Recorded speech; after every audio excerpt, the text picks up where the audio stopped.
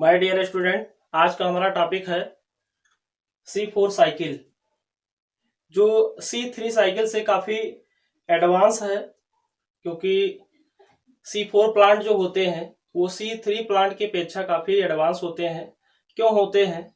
क्योंकि उसका मेन कारण क्या है कि C4 प्लांट में फोटो रिस्पायरेशन यानी कि प्रकाश शोषण की प्रक्रिया नहीं होती है, तो इसलिए काफ़ी एडवांस प्लांट माने गए हैं। तो सबसे पहले देखिए कि C4 साइकिल या इसको जो है हैच एंड स्लैक साइकिल के नाम से जानते हैं, क्योंकि हैच और स्लैक नामक वैज्ञानिक ने इसको डिस्कवर्ड किया था, इस साइकिल के कॉन्सेप्ट को बताया था, तो इसलिए इसको हम हैच एंड स्लैक साइकिल के नाम से जानते हैं। इसके बाद में प्रश्न ये उठता है कि C4 साइकिल क्यों कहा गया है।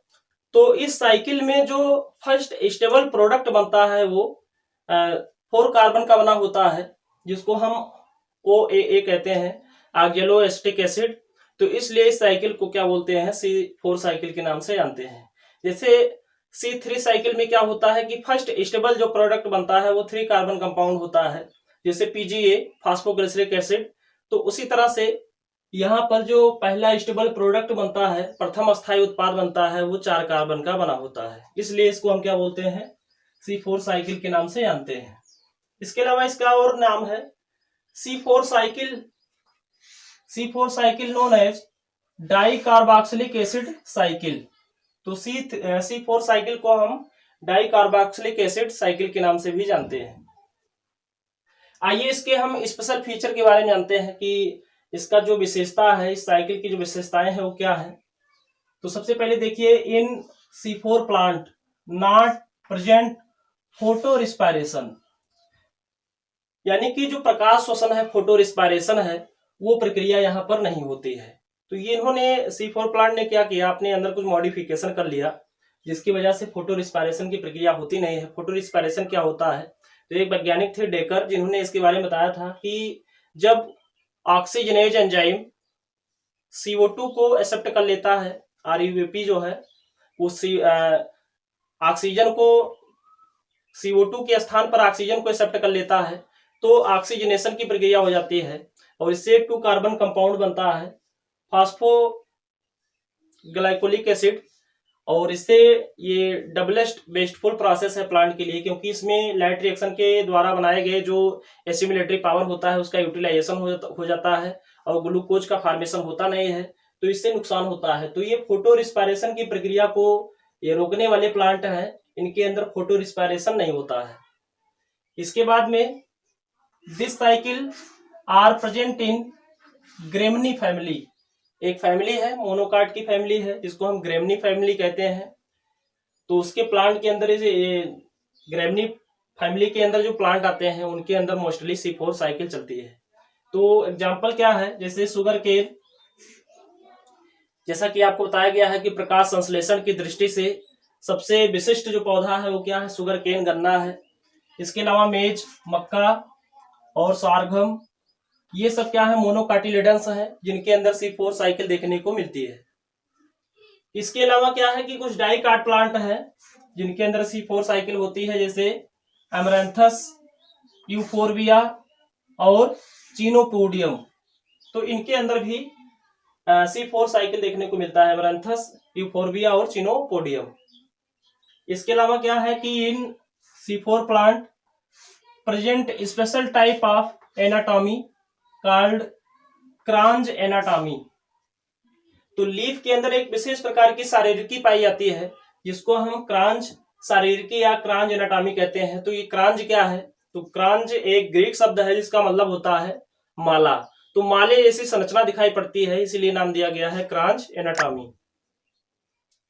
अगला पॉइंट है, the vascular element in C4 leaf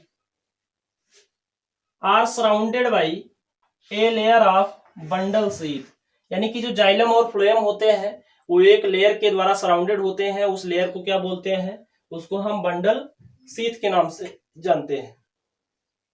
that contain large number of chloroplast, इसके अंदर क्या होता है, अत्यधिक मात्रा में क्लोरोप्लास्ट होते हैं, और ये क्लोरोप्लास्ट जो होते हैं उनकी साइज भी लंबी होती है। The chloroplast in C4 leaves यानी कि जो C4 प्लांट है उनकी पत्तियों में जो क्लोरोप्लास्ट होते हैं वो कैसे होते हैं, आर डाइमॉर्फिक। डाइमॉर्फिक का मतलब होता है द्विरूपी, यानी दो प्रकार के क्लोरोप्लास्ट पाए जाते हैं। मीसोफिल में अलग प्रकार के होते हैं और बंडल शीथ में क्लोरोप्लास्ट अलग प्रकार का होता है। दे कंटेन स्टार्च ग्रेन, यानी कि जो बंडल शीथ है उसके अंदर क्या होता है, स्टार्च ग्रेन होता है, बट लैक ग्रेना, लेकिन ग्रेना नहीं होता है। तो बिना ग्रेना के ही क्लोरोप्लास्ट स्कैटर्ड फॉर्म में बंडल शीथ के अंदर पाए जाते हैं। तो ऐसे क्लोरोप्लास्ट को क्या कहा गया है, कॉल्ड ए ग्रेनल क्लोरोप्लास्ट, यानी कि ऐसे क्लोरोप्लास्ट जो ग्रेना के अंदर नहीं होते हैं, यानी ग्रेना क्या होता है, एब्सेंट होता है। तो ऐसे क्लोरोप्लास्ट को क्या कहते हैं, ए ग्रेनल क्लोरोप्लास्ट।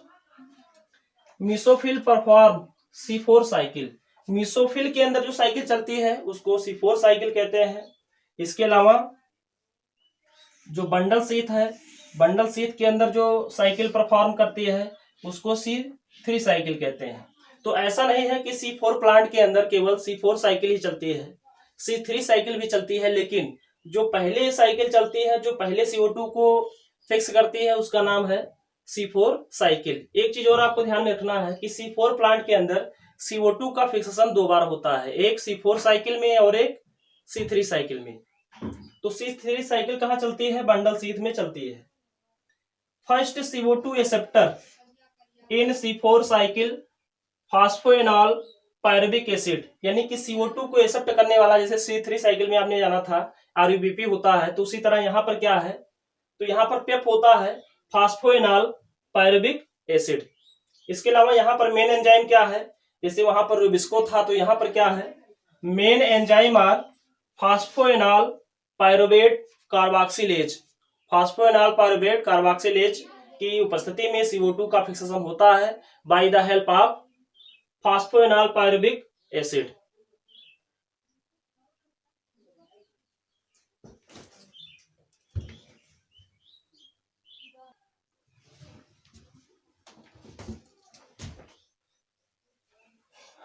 तो बंडल शीथ में क्या होता है, एक ग्रेनल क्लोरोप्लास्ट होता है। मीसोफिल के अंदर क्या होता है, मीसोफिल कंटेन ग्रेनल क्लोरोप्लास्ट, यानी कि जो क्लोरोप्लास्ट होते हैं वो किसके अंदर होते हैं, ग्रेना के अंदर होते हैं। इसके बाद में यहां जो फर्स्ट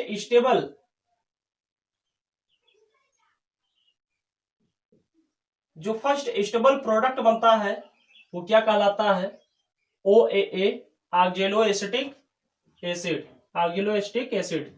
तो इसमें ये ऑक्जेलोएसिटिक एसिड जो है वो 4 कार्बन कंपाउंड है, इसलिए इस साइकिल को क्या बोलते हैं, C4 साइकिल कहते हैं। यानी कि जो पहला अस्थायी उत्पाद बनता है वो 4 कार्बन का बना होता है, जिसका नाम है ऑक्जेलोएसिटिक एसिड, इसलिए इस चक्र को क्या बोलते हैं, C4 साइकिल कहा जाता है।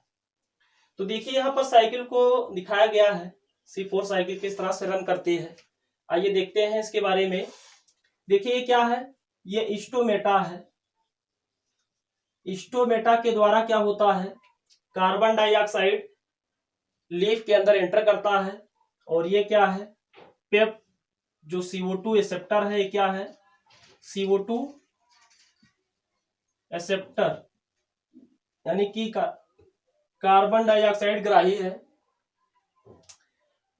फास्फोएनॉल पायरुविक एसिड, ये CO2 को एक्सेप्ट करते हैं, और जब एक्सेप्ट करते हैं तो क्या बनता है, और एक एंजाइम है पेप कार्बोक्सिलेज।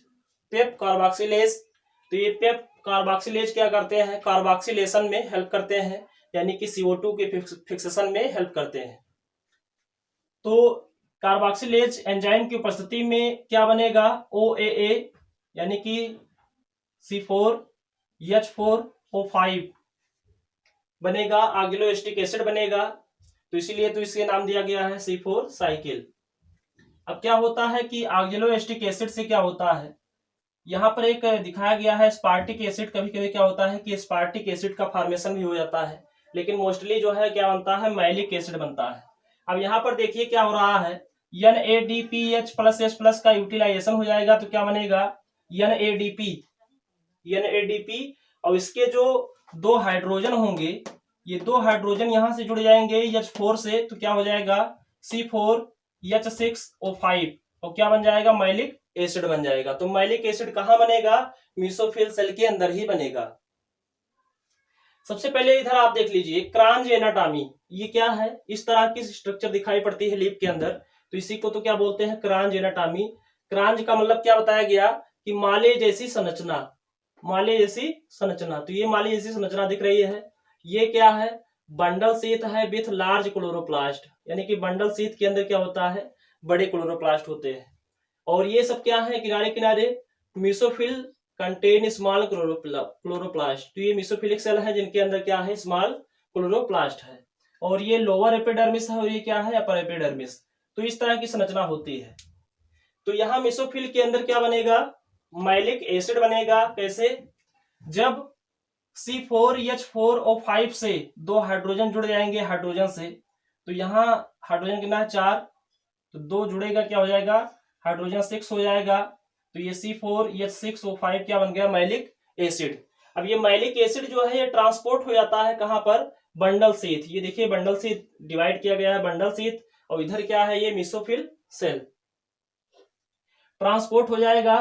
तो ये मैलिक एसिड में क्या होगा, यहां पर NADP से क्या बनेगा, NADPH+H+, यानी कि जो दो हाइड्रोजन आए थे इसके अंदर जुड़े थे मैलिक एसिड से, वो बाहर निकलेंगे और क्या बनाएंगे, NADPH+H+।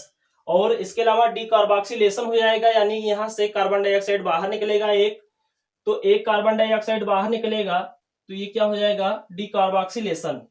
अच्छा, इसके बाद में जब यहां से डीकार्बोक्सिलेशन हो गया, हाइड्रोजन आयन यहां से बाहर निकले, तो क्या बना, तो कार्बन की संख्या घट गई, क्योंकि यहाँ पर कार्बन कितना है, 4, एक कार्बन निकल गया, डीकार्बोक्सिलेशन हो गया, 2 हाइड्रोजन निकल गए, तो क्या होगा, पायरुविक एसिड बन जाएगा, C3H4O3। ठीक, क्या बनेगा, पायरुविक एसिड। तो ये वापस से पायरुविक एसिड कहां चला जाता है, मेसोफिल सेल में। और इधर जो डीकार्बोक्सिलेशन हुआ है, जो CO2 निकले हैं, ये बंडल शीथ में जाते हैं, जहां पर क्या है, RUBP है और मेन एंजाइम रुबिस्को है। उसकी उपस्थिति में क्या होगा, RUBP CO2 को एक्सेप्ट कर लेगा, क्या बनेगा, PGA फास्फोग्लिसरिक एसिड। और फास्फोग्लिसरिक एसिड जब बनेगा तो क्या कहलाएगा, ये कार्बोक्सिलेशन की प्रक्रिया हो जाएगी। इसके बाद में 2 ATP का यूटिलाइजेशन होगा, तो 2 ATP का यूटिलाइजेशन होगा तो क्या बनेगा, 2 ADP। और यहां से जो दो फास्फेट निकलेंगे ATP से, वो PGA के पहले और तीसरे कार्बन से जुड़ जाएंगे, तो क्या हो जाएगा, 1,3 PGA फास्फोग्लिसरिक एसिड। 1,3 का मतलब यह है कि पहले और तीसरे कार्बन से क्या जुड़ा है, फास्फेट जुड़ा है, तो इसीलिए हम इसको क्या बोलते हैं, 1,3 फास्फोग्लिसरिक एसिड। इसके कितने मॉलिक्यूल बनेंगे, 2 मॉलिक्यूल, 2 मॉलिक्यूल। इसके बाद में रिडक्शन की प्रक्रिया होगी, 2 NADPH+H+ से क्या बनेगा, 2 NADP। और यहां पर जो पहले और तीसरे कार्बन से फास्फेट जुड़ा है, तो जो पहले कार्बन से फास्फेट जुड़े हैं, अब 2 मोल है, तो पहले कार्बन का फास्फेट रिलीज कर जाएगा एक का, दूसरे मॉलिक्यूल का भी पहले कार्बन का फास्फेट रिलीज हो जाएगा, और ये 2 फास्फेट बाहर निकल जाएंगे, तो क्या बचेगा, 3 फास्फोग्लिसरॉल्डिहाइड। आपको बताया गया है कि जब हम एसिड को रिड्यूस करते हैं तो एल्डिहाइड बनता है, तो ये क्या बन जाएगा, 3 फास्फोग्लिसरॉल्डिहाइड। कितने मॉलिक्यूल, 2 मॉलिक्यूल, कार्बन कितना है, 3, तो 2 मॉलिक्यूल है, 3 कार्बन है, तो कितने टोटल कार्बन हो गए, 6। अब इसमें से 6 कार्बन में से 5 कार्बन जो होते हैं वो रीजनरेट करते हैं किसको, RUBP को, और एक कार्बन क्या हो जाता है, फिक्स हो जाता है। तो 1/6 कार्बन फिक्स होता है 1 साइकिल में, और 6 बार साइकिल चलेगी तो क्या बनेगा, ग्लूकोज बनेगा। रीजनरेशन के लिए एक ATP का यूज हो जाता है, तो एक ATP यूज हो जाएगा, और राइबो आइसोमरेज एंजाइम की उपस्थिति में ये रीजनरेट करेगा RUBP, और इस तरह से ये क्या चलेगी, C3 साइकिल, कहां पर, बंडल शीथ के अंदर। और यहां पर क्या होता है कि ये पायरुविक एसिड बनकर इधर ट्रांसपोर्ट हो जाते हैं मेसोफिल सेल के अंदर।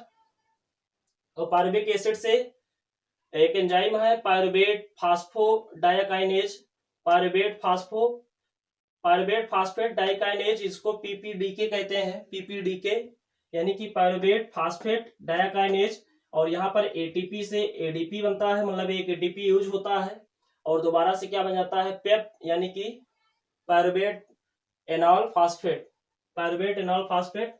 जो दोबारा से प्रक्रिया स्टार्ट होती है। तो इस तरह से C4 साइकिल मीसोफिल सेल के अंदर और C3 साइकिल बंडल शीथ के अंदर चलती है। तो ये पूरी प्रक्रिया कहलाती है C4 साइकिल।